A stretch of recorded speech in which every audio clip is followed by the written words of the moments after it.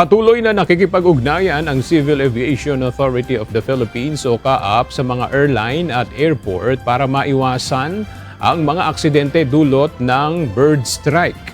Ayon kay CAAP spokesperson Eric Apolonio, nagkaroon sila ng seminar ilang linggo na ang nakakaraan upang pag-aralan ang mga dapat gawin upang maiwasan ito lalo na sa Ninoy Aquino International Airport na malapit sa isang bird sanctuary.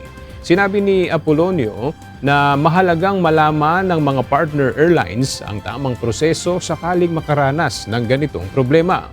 Ang bird strike ay sinasabing dahilan ng aksidente ng eroplano ng Jeju Air mula Thailand na nag-crash sa Muan Airport kamakailan.